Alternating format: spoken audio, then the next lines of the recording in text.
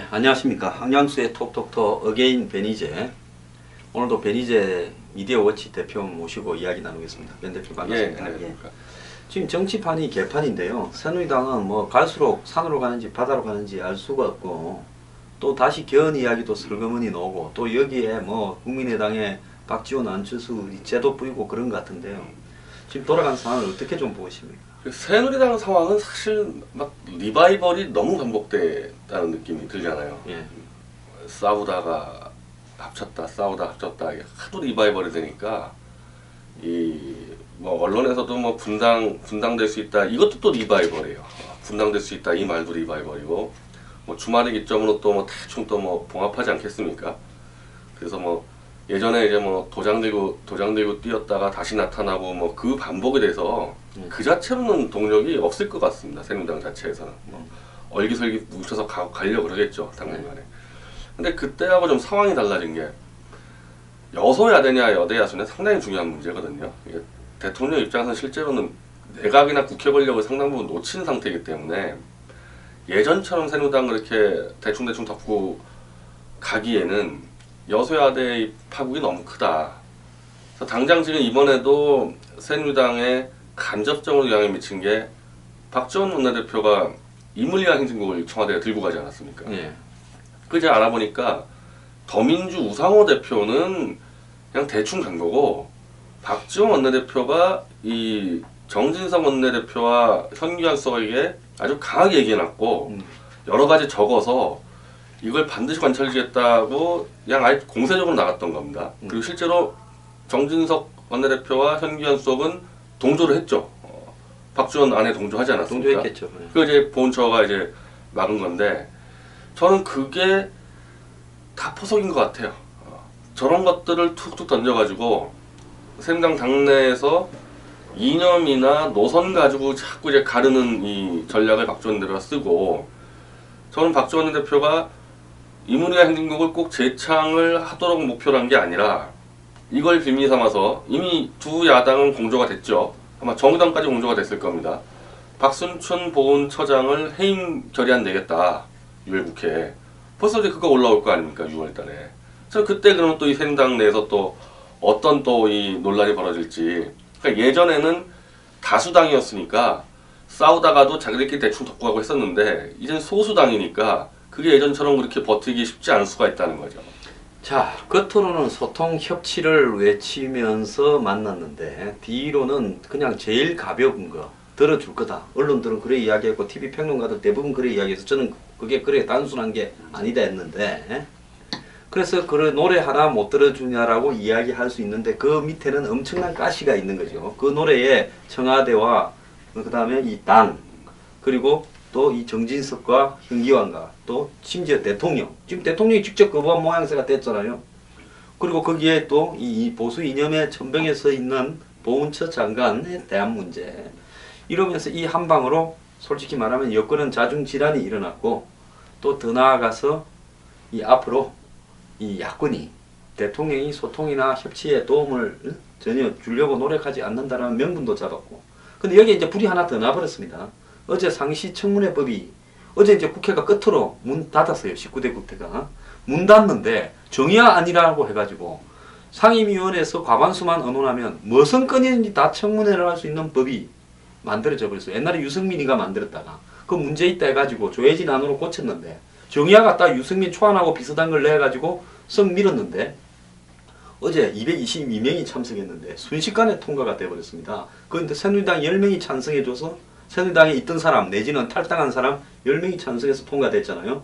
근데 여권의 핵심부에서는 이것이 얼마나 중요한 의미가 있는가를 전혀 모르는 채 통과되는 과정에서 뒤늦게 막을 냈습니다. 통과돼 버렸어요. 어떻게 봐요? 이게 지금 말기적 현상 아니에요? 그거는 뭐 몰라서 놓친 게 아니라 큰 관심 없었던 거죠. 어쨌든 지금 뭐 그거를 총지휘할 사람은 정진석 원내대표인데, 공주에 가 있었습니까? 네, 뭐 물론 뭐 지금 아직까지 당선자 신분이어서 그럴 수 있겠지만은 막으려고 마음 먹었으면은 충분히 내릴 수 있죠. 당론 결정 이런 부분들을. 그걸 그냥 안 하고 넘어간 거죠. 그리고 실제로 이제 저거는 이제 하나의 전초전이고, 그럼 각 상임위마다 뭐 청문회 할 것들 뭐 만들려면 뭐 못 만들겠어요? 그럼 그때마다 이제 상임위에서 투표가 들어가지 않습니까? 이제 과반으로. 그때 각 상임마다 또 뭐 이른바 비박사람 다 껴있으면은 수시로 이제 저거 올렸을 때, 그러니까 새누리당은 계속해서 이제 선택을 강요받게 돼 있다. 저것뿐이 아니죠. 이제 6월달에 또 올라올 게 국정교과서 폐기안 또 올라올 거 아닙니까? 그 국정교과서 폐기안 안 받아들여지면은 또 교육부 장관 해임건에 올라올 거고. 그래서 저는 지금까지 새누리당의 그 막 지겨운 그 리바이벌, 싸우다 봉합하다가 이제 막판까지 온 게 아닌가. 이제 더 이상 그 수법이 통할 수가 없는 상황으로 그걸 제가 볼 때 총지휘자가 박지원 원내대표 같아요.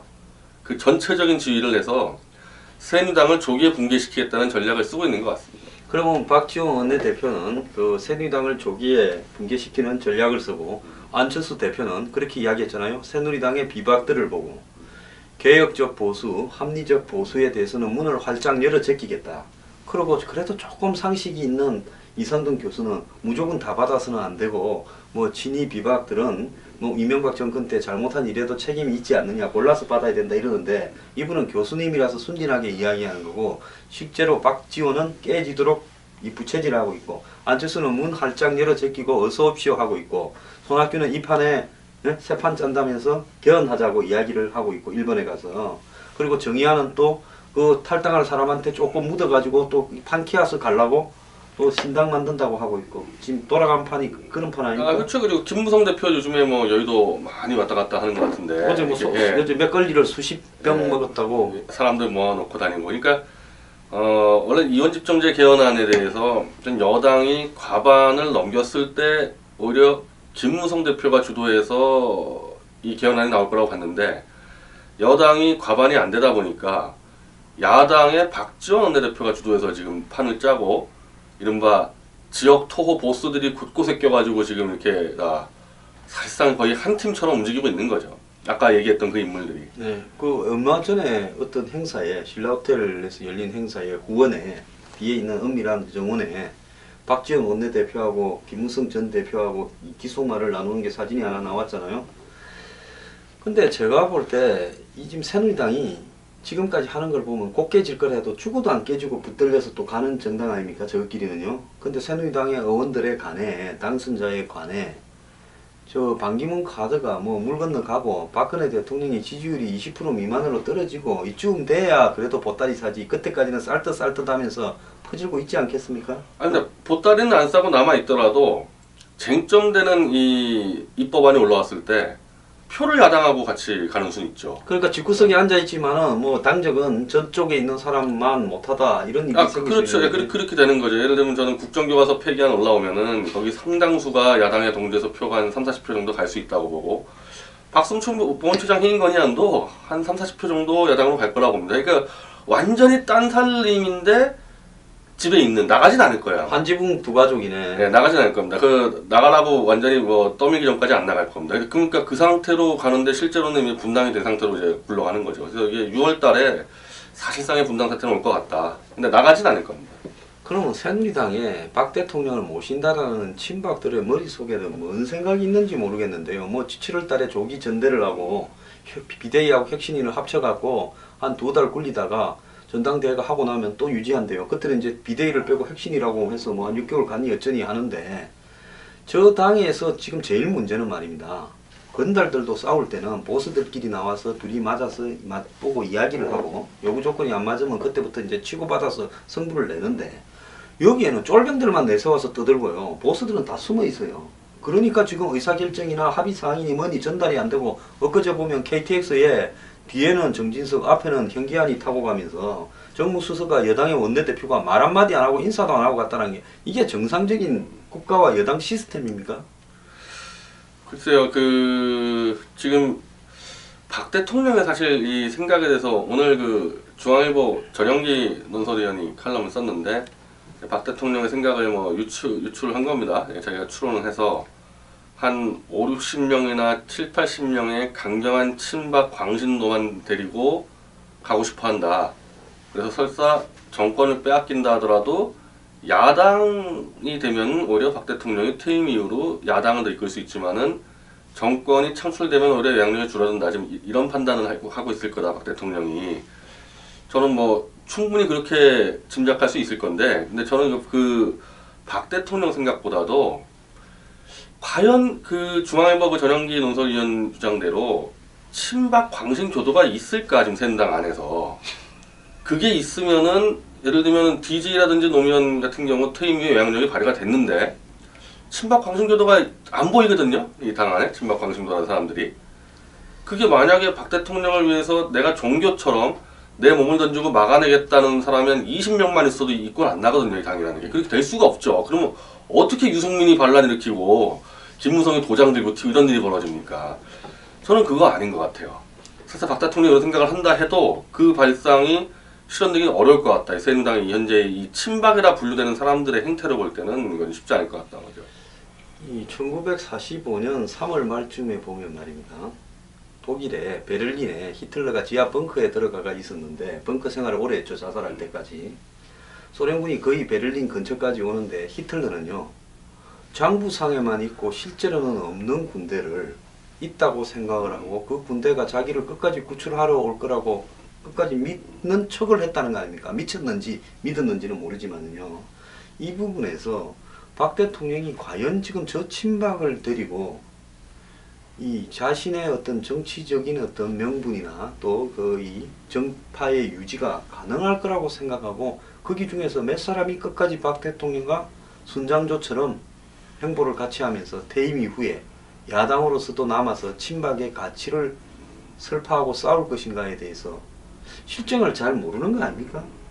아니 그리고 뭐 대구하고 이번에 이 경북까지도 사실은 좀 대구 좀 위험했거든요. 지금 임기 2년 남은 총선에서도 그랬었는데 그 나머지 이제 충청이랑 강원 아니에요. 이른바 좀 친박계라 분류되는 사람들. 그 다 아슬아슬했단 말이죠. 일단 대구 경북까지는 뺀다 하더라도 이 충청이나 강원에 있는 의원들이 목숨 걸고 박 대통령과 끝까지 가겠냐 이겁니다. 그 자기를 손익계서로 봤을 때 뭐 수도권은 말할 것도 없고 수도권하고 경남 뭐 PK 여기 말할 것도 없고 일단 TK 정도만 빼놓고는 그런 세력이 형성되기 어렵다. 자, 지난 19대에 보면 국회의장 뽑을 때 분명히 박 대통령이 2012대 총선 때 친박을 훨씬 많이 만들어줬는데 정의화 쪽을 훨씬 몰렸고요. 그 다음에 서울시장 뽑을 때 김황식을 버리고 정몽준 쪽으로 몰렸고 그 다음에 당대표를 할 때 서청원을 버리고 김무성 쪽으로 압도적으로 몰렸잖아요. 6대4로 몰렸지 않습니까? 이런 부분을 보면 대통령이 그때 힘이 전성기예요. 2014년에 벌어진 일입니다. 2년 차에.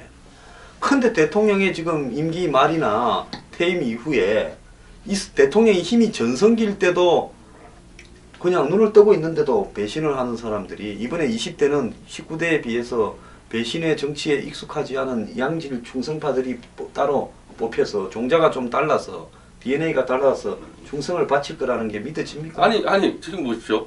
그러면은 김무성 대표라든지 유승민 대표도 친박이었습니다. 친박이었죠. 원조 친박이지. 정진석 원내대표도 이번 원내대표 선거 때 친박으로 분류됐어요. 친박이 밀어서 됐죠. 본인은 비박으로 형식적으로 해놓고는 친박이 밀어서 됐죠. 그리고 사실은 뭐 MB 정권 때 정무석 할 때도 자기는 친박이라 그랬었단 말이죠. 이분이. 네, 아니, 그러면은 그 친박이 만들어낸 원내대표한테 바로 다음날 배신당하지 않았습니까? 쉽게 얘기하면. 비대위원장 시켜준 다음날 바로 다음날 배신당했기 때문에. 그러니까 저는 중앙일보 전영기 그 굉장히 이제 좋은 칼럼 많이 쓰는 분인데 그 부분에 제가 의문을 제기하는 거죠. 친박 광신교도와 박근혜 대통령이 끝까지 함께 가서 그렇게 될 수 없을 것 같다는 게 이제 의문이고 그럼 박 대통령은 어떻게 할 거냐? 한 6월 달에 이 폭탄형 입법들이 막 올라옵니다. 테러방지법 폐기안, 뭐 세월호 수정안, 세월호 특조법 연장안, 그리고 아까 말한 보훈처장 해임 건의안, 뭐 어버이연합도 무슨 특검법, 뭐 이건 하나하나 다 폭탄들이 올라오는데 혹시 얘가 환경부 장관 해임 건의안도 나올 거예요. 그리고 이제 상시청문회법이 통과됐으니까 매일같이 이제 장차관 막 불러낼 수 있고 전임 장차관 불러낼 수 있고 이런 사태가 벌어졌을 때 뭐 한 3-40표 최소한 3-40표는 이탈한다고 봐야 됩니다. 그 들어올 때 그럼 다 통과되는 거예요. 200표가 넘어가기 때문에 그랬을 때 박 대통령이 결사적으로 이제 국민에 호소하면서 이제 200석이 넘어가니까 거부권 행사도 안 돼요. 거부권 행사해 봐야 200석 넘어가기 때문에 180석 넘으면 뭐 국회 선진화법도 의미가 없잖아요. 의미가 없는 거고 거부권 행사하면 200석 돌아야 되는데 200석, 예, 그렇죠. 이탈표가 한 새누리당에서 3-40표 나와버리면 그것도 무의미해지는 거거든요. 그러면 그거를 혼자서 버텨가야 되거든요. 혼자서 이제 국민 상대로 버텨가야 되는데 그래서 난 그거를 과연 계산하고 있냐 없냐. 난 오히려 그 중앙일보 시각보다도 박 대통령이 그런 상황을 지금 머릿속에 넣고 있는지 없는지가 궁금해요. 저는 선거에 져서 지금 어떤 상황이 벌어졌는가를 잘 모르고 그 속에서 경제활성화법, 서비스산업발전법, 노동사법 등등 각종 이 청와대가 통과시키고자 하는 법들을 통과시켜달라고 선거 전과 다름없이 이야기하는 모습을 보고요. 이게 상황이 어떻게 흘러가나라는 부분을 대통령에게 제대로 보고하는 사람이 있는가? 저는 그게 저는 보고가 안 올라가고 있다고 제가 하나 확실한 근거는 네. 정무수석이 아직까지 왔다 갔다 하고 있지 않습니까? 총선에서 총선 참패니 패배니 떠나서요. 여대 야소가 여소의 아대로 바꾼 건요. 대통령한테 치명타예요.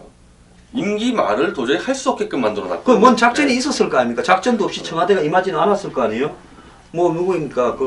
누구야 공관위원장 이한구를 데리다 놓거나 그 다음에 김무성의 상향식 경선을 무력화시키거나 또 뭐 예를 들어서 새로운 뭐 진실한 사람들을 꼽으려고 뭐 진실한지 아닌지 뭐 저는 안 믿지만은 어쨌거나 진실하다고 하니까 믿어봅시다. 그런데 그런 사람들을 꼽는 부분에서 계획이 있었을 거 아니에요? 작전도 있었을 거고. 최소한 과반은 넘기겠다는 전략은 세웠을 거 아니냐는 거예요. 네, 당연히 했었겠지. 151석을 목표로 했을 거 아닙니까? 네. 근데 그게 안 됐습니다. 그러면은 정무수석이 여대 야소 때 활동했던 정무수석 아니에요? 네. 그리고 그 사람은 당연히 과반을 전략을 그렸을 텐데 초유의 여대 야소, 30년 만에 여소의 아대가 됐단 말입니다. 네. 그러면 정무수석이 당연히 사표를 내야 돼요. 그 사람의 책임을 떠나가지고 그 사람이 그렸던 구상이 안 됐지 않습니까? 네. 그럼 여소의 아대 전략이 없는 사람일 텐데 아직까지도 왔다 갔다 하면서 뭐 현견석 지금 뭐 정지선 원내대표 또 만나고 그거 뭘 의미하겠어요? 정무수석실에서 이 여소의 아대가 얼마나 심각한 상황인지를 보고서를 올리면은 당연히 사표와 함께 올라갈 수밖에 없잖아요. 이건 정말 대통령님께 만약 제가 정무수석이다 죽을 죄를 졌습니다라고 올려야 되거든요. 이거는 임기 말에 망쳤습니다. 그럼 사표와 함께 올라가게 되지 않습니까? 일본 같으면 아마 니뻔도로 이렇게 할 겁니다. 이렇게 안 그러면 뭐 이렇게 하든지.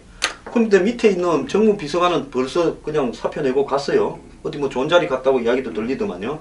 그런데 정무수석이 아직도 있고 엉뚱하게 비서실장이 날아갑니다. 그 비서실장은 있어나 마나인데 왜 그 사람이 날아갑니까? 모든 걸 다 했던 그거는 이제 예를 들면은 이 여소야대라는 게 얼마나 참혹한 상황인지 보고서를 안 올렸다는 명백한 증거죠. 그 보고서 올리려면은 사표장하고 같이 올릴 수밖에 없는데 안 올리고 저는 그래서 현기한수석이랑 정지선 원내대표랑 박지원과 손을 잡았다고 보는 겁니다. 제가 어차피 국민의당 저러니까 이문이랑 행진고 이런 거 하나 노래 좀 더 양보해주고 이렇게 가면 됩니다. 분명히 그렇게 갔으니까 네, 지금 사람 듣는 거 아니에요? 국민의당을 땡기면 거기 38석이니까 우리 122석하고 두 개 합치면 160석 되고 무소속 넣으면 한 170석까지 깝니다.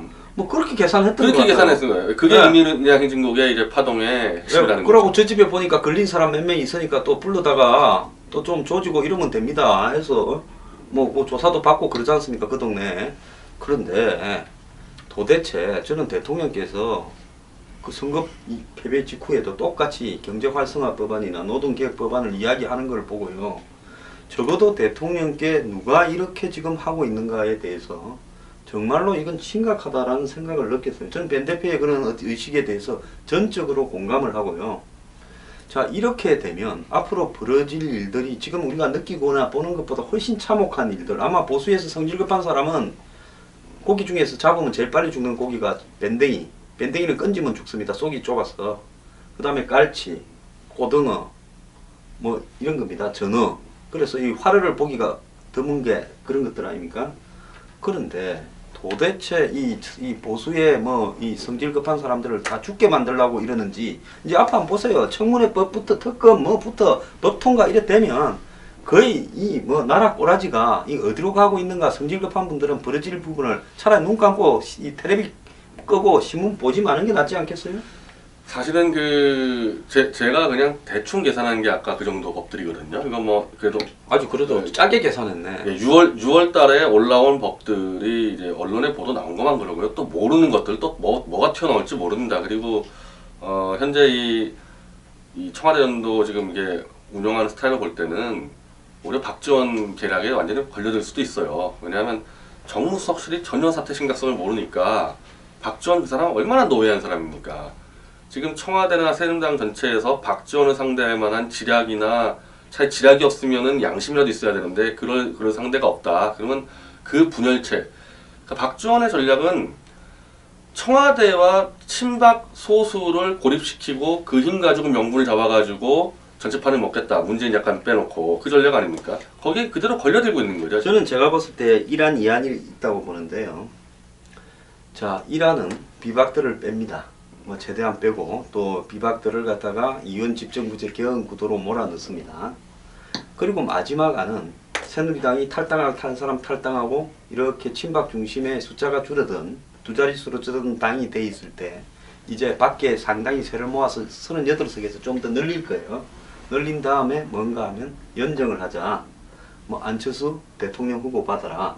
그렇게 만들기 위해서는 반기문이를 집중 공략해서 추락시키지 않겠습니까? 초반에. 그래서 반기문만 추락시키고 나면 새누리당은 다음 카드가 없다. 자, 누구 대선 후보도 없지 않냐? 이제 친박하고 일부 소수만 남아있는 당이 된 거 아니냐? 자, 여기서 너 어떨래? 이러면서 사실상으로 연정 체제를 하면서 거기에다가 연정의 대의명분은 개헌이다. 자, 선거 전에 개헌을 하든 선거 전에 여의치 않으면 이 집권하고 1년 안에 개헌을 하고 임기 단축하고 그래서 이제 영원한 화합이니 무슨 뭐 통일이니 진보 보수의 연합이니 중도적 이런 명분을 갖다 쳐붙여 가지고 이제 판을 정리할 거다 이래 보고 있습니다. 어떻게 봐요? 아니 박지원 씨가 구사할 수 있는 카드가 워낙 많습니다. 지금 저는 제일 좀 한심하게 보는 게 이제 막 이런 보도까지 나오대요. 반기문 플러스 친박 세력 대 동서연합의 대결이다. 근데 아니 근데 도대체 반기문이 친박 지금 무너져가는 친박을 위해서 자기 몸을 던질 이유도 없는 사람이고 그렇게 살아온 적도 없는 사람인데 네, 그럼요. 반기문이 왜 친박이라고 자꾸 생각들을 하는지 친박 세력들 자체 입장에서 아니 박지원 씨는 안철수 대해서 뭐 어떻게 보겠어요? 박지원 씨가 그냥 하나의 소모품 정도로 보고 있지 않겠어요? 네, 필요하면은 갖다 쓰고 필요 없으면 지금 박지원의 그림은 안철수 없어도 됩니다. 왜냐하면 손학규 지금 또 튀어나왔죠. 뭐 그렇죠. 다양한 고만고만에 한두 명 나와 있으니까 저쪽에 김무성, 정의화 다 그 고만고만한 사람들. 그러면 박지원 머리는 반기문을 이른바 허수아비 대통령을 내세우고 총리를 저렇게 나눠먹는 카드도 충분히 그릴 수가 있어요. 그러니까 반기문이 꼭 친박이라고 생각하는 자체가 전제가 잘못됐다는 거죠. 아니 그러니까 여기서 좀 있다가 이 상황이 이제 어려워지면 비박이 먼저 박지원하고 붙느냐 친박이 먼저 붙느냐 그것도 또 몰라요.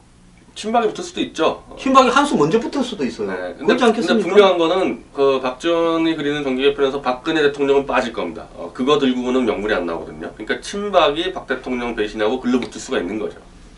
자, 참말로 지금 앞으로 여러분들은 춘추 전국시대를 방불케 하는 다이나믹한 한국 정치판에 찢어붙이기를 볼 건데요. 내년까지 심심찮을 겁니다. 재미있을 거예요. 근데 나라는 골뱅이 들어갈 건데 이 와중에 경제나 민생이나 북미 평화협정이니 이런 이야기들은 이제 다 사라져. 완전히 끝났죠. 예, 이제 6월부터 그러니까 지금 이제 국정 운영의 키를 박지원이가 졌기 때문에 그분 뭐 솔직히 평생 뭐 국민이나 민생에서 살아본 적이 없는 사람 아닙니까? 오로지 자기가 그리는 이 권력 쟁취를 위해 가지고 일단 새누리당을 완전히 흔들어 버릴 거거든요. 6월은 이제 그 전국 가는 거고 지금 잘 보세요. 문재인 씨 전혀 조명 못 받고 있습니다. 네. 이 판에서 빠져 있지 않습니까? 네. 박지원이 그리는 판에 문재인 빠져 있죠. 네. 그치 김종인 씨는 뒤에서 이제 경제한다 그러는데 김종인 씨는 그 바운더리 늘려버릴 겁니다. 박지원 씨가. 그러니까 다 핸들링을 박지원 씨가 하고 있는 겁니다. 그러면 당연히 민생이니 이런 건 다 빠지게 돼 있고 오히려 뭐 개성공단 재개 뭐 이런 것도 튀어나오겠죠 아마. 100%는 되겠죠. 그거 자, 무조건 튀어나오죠. 264 시인의 멀리 만주 벌판을 백마를 타고 다니던 초인이 와서 구제할 거다 하면서 당시에 이 일제하의 엄한 시기에 뭔가 구세주가 나타날 거다라는 희망을 가지는 시를 썼는데 초인이라고. 지금 이 험한 정치판을 구해줄 초인이 있습니까 없습니까? 저는 뭐 이 정치판 자체는 너무 이른바 주도권을 뺏겨서 뭐 쉽지는 않은데 근데 박지원을 상대할 수 있는 사람은 있죠. 그건 김경재 자유청년회 총재가 어렸을 때부터 박지원 데리고 놀았던 사람이거든요. 그러니까 저 사람의 이 이른바 기질이나 봤을 때는 상대할 수 있는 유일한 지금 그나마 박통 쪽에 있는 김경재 총재가 적합한데 근데 사실 참 너무 늦었어요. 예. 너무 핸들링을 놓쳐가지고 항상 변희재 대표의 결론은 버킹엄이 아니라 김경재인데요. 뭐 제가 봤을 때 뚝심도 좋고 인물도 좋고 뭐 키나 몸무게로 보면 플라이급 대 헤비급 정도 되고 이럴 건데 그래서 왜 가진 카드를 갖다가 이 기회가 있을 때 쓰지 않고 이제 이게 나라가 다 망해갈 때 예? 옛날에 중국의 춘추 전국 시대에 끝나고 진나라가 망할 때 이 수도 함양에 예? 항우가 와서 불태우고 그러지 않았습니까? 그러는데 김경재 장군이 나서서 마지막으로 이 궁전에 들어온 이 도적대들을 막을 수 있다고 하여튼 뭐 보십니까? 6, 7월 정도에 이제 완전히 불탈 텐데요. 지금 5월 아직 뭐 20일대 아닙니까?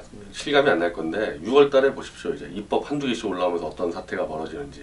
그리고 그 사단 났을 때 아마 김경재 총재가 나서야 될 상황 올 텐데 이걸 한번 생각해 보십시오. 이 새누당이 어떤 상태인지를 지난 국회에서 현역 의원 조사했습니다. 새누당 의원들 전체. 가장 존경하고 영입하고 싶은 인물 1위가 박지원이었습니다. 그런 이 새누당이 어떻게 박지원하고 맞서 싸우겠습니까? 아니 자신들도 알겠죠. 자기들 운명을 멀지 않아서 당을 같이 하면서 지도자로 못 써야 될 분이라고 생각했기 때문에 그렇게 답했지 않았겠습니까? 그리고 이제 그 사유들이 뭐 통찰력, 뭐 정보력, 그러니까 박지원을 존경하고 있는 거예요. 새누당 의원들이. 그 당연히 이제 박지원도 그걸 뻔히 알고 자기가 새누당 정도는 접수할 수 있다고 자신감 가지고 움직이고 있는 겁니다. 그래서 유일하게 그 김경재 총재 뭐 좌우 관계를 떠나서 박지원은 잘 알죠. 제일 그 약점도 많이 알고 그 사람의 수법이나 뭐나 너무 많이 알고 그 사람에 대한 뭐 여자 문제 너무 많이 알고 있기 때문에 최소한 존경은 안 할 거다 박지원 대해서 나머지 새누당 애들처럼 자, 그런 기대가 있는 거죠. 이제 제가 볼 때 대통령이 쓸 수 있는 마지막 수는요 한두 수 남았습니다. 한두 수만 잘못 떠버리면 이제는 불개폐 이런 게 되게 돼 있는데요. 자, 그럼 변 대표 저하고 변 대표는 이제 어디로 가야 됩니까? 어딜? 우리는 이게 다 잘못되면 박지원 밑에 들어갈 수는 없고 탄검대에 가서 우리가 뭐 뛰어내릴 만큼 그렇게 뭐 누린 것도 없는데 죽어야 됩니까? 방금 소말리아로 가야 됩니까 이민을? 아니 뭐 우리가 뭐 총선 전에도 이제 이원 집정제 개헌하면 개헌 반대하기로 했는데 근데 사실 그것도 좀 의미는 없어졌습니다. 이원 집정제 꼭 개헌하지 않더라도 자기들끼리 나눠 먹을 수 있는 판을 만들어 버렸거든요. 네, 그래서 뭐 반대하는 사람이 뭐 좀 그래도 우리 주변에 세라도 좀 있어야 될 건데 다 반대 안 하면 우리만 남아가지고 우리 굶어 죽게 생겼네요. 저는 뭐 사실은 이 지금으로서는 굉장히 비관적이에요. 이 박지원이 주도하는 판을 어떤 식으로 막아낼지를. 근데 뭐 거기다가 뭐 숟가락 올릴 수는 없는 거고 지금까지 떠든 게 있는데. 자, 뭐 우리 그냥 선비답게 초급 목피하면서 말라 죽읍시다. 자, 여러분 오늘 우리는 한국 정치판이 보여주는 디스토피아, 우울한 미래를 전망했습니다. 근데요, 있는 그대로를 알아야 거기서 답이 나오든지 안 그러면 그걸 각오하고 살든지 해야 되는 겁니다. 자, 변 대표하고 제가 현실을 과장하는 게 아니라요. 현실은 이것보다 더 심각할 수 있다. 이제 한 수, 두 수 남았습니다. 이것까지 실패하면 그냥 보따리 사고 다 뛰어내릴 준비해야 됩니다. 변 대표는 고맙습니다. 예.